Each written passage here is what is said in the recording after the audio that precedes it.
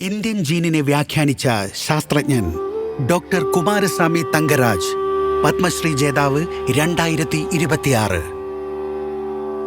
ജീവനുകൾ സമ്പുഷ്ടമായി വളരുന്ന ഒരു ഫാമിൽ വെച്ചാണ് ആ ബാലനിലെ ജിജ്ഞാസയും പിറവിയെടുത്തത്. ഈ ജിജ്ഞാസ ജീവിതത്തിലെ രഹസ്യങ്ങളെ തുറന്നുകാട്ടുന്നു.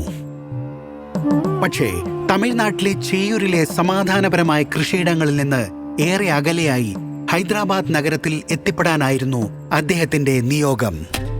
അവിടെ അദ്ദേഹം ഇന്ത്യൻ ജനതയുടെ ജനിതക ചരിത്രം തുറന്നുകാട്ടുകയും അവരുടെ അതുല്യമായ വൈവിധ്യം പഠിക്കുകയും ചെയ്തു.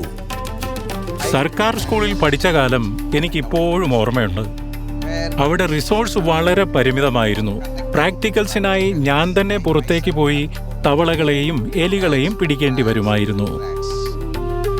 Centre for cellular and molecular ബയോളജിയിലെ എൻ്റെ യാത്ര 1993 ആരംഭിച്ചത്.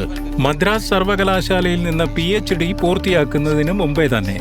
ആദ്യത്തെ ലാൻഡ്മാർക്ക് മൊമെന്റായി പറയപ്പെടുന്നത് എൻ്റെ സംഘവും ഞാനും ചേർന്ന് ആൻഡമാൻ ഗോത്രങ്ങൾ ഏകദേശം 65,000 വർഷങ്ങൾക്ക് മുമ്പ് ആഫ്രിക്കയിൽ നിന്ന് കുടിയേറിയ ആദ്യ ആധുനിക മനുഷ്യരാണെന്ന് തെളിയിക്കുന്ന ജനിതക തെളിവ് കണ്ടെത്തിയപ്പോഴാണ്. ഇക്കാര്യം ലോകത്തിന്റെ ശ്രദ്ധയിലെത്തി. ഉടൻ തന്നെ ഹാർവാർഡ് മെഡിക്കൽ സ്കൂളിലും കേംബ്രിഡ്ജിലും നിന്നുള്ള വിദഗ്ധർ അദ്ദേഹവുമായി സഹകരിക്കാനെത്തി.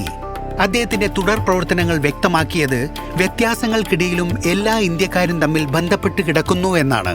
പങ്കുവച്ച പൂർവികതയാൽ രൂപപ്പെട്ട ബന്ധം നാനാത്വത്തിൽ ഏകത്വം എന്ന ആശയത്തെ ശക്തിപ്പെടുത്തുന്നതാണ്.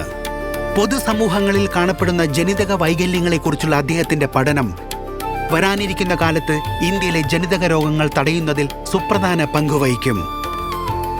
ഈ എല്ലാ നേട്ടങ്ങളും തന്റെ ഭാര്യയുടെ പിന്തുണയില്ലാതെ സാധ്യമാകില്ലായിരുന്നുവെന്ന് ഡോക്ടർ തങ്കരാജ് പറയുന്നു. അദ്ദേഹത്തിന്റെ കഠിനാധ്വാനത്തിന് ഒരേ വർഷത്തിൽ 3 പ്രമുഖ പുരസ്കാരങ്ങൾ ലഭിച്ചതിൽ ഈശ്വരനോട് നന്ദി പറയുന്നു.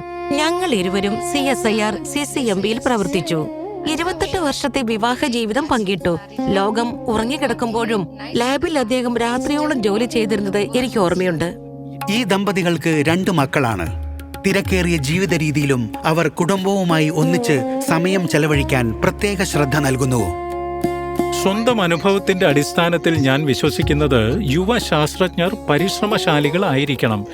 മറ്റു മേഖലകളിലെ വിദഗ്ധരുമായി സഹകരിക്കാൻ മനസ്സുണ്ടാവണം.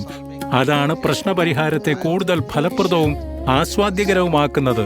ഇത് രാജ്യത്തിനും അഭിമാനമാണ്.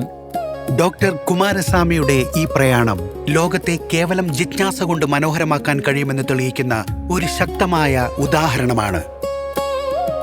ഡോക്ടർ കുമാരസ്വാമി തങ്കരാജ്, പത്മശ്രീ 2026.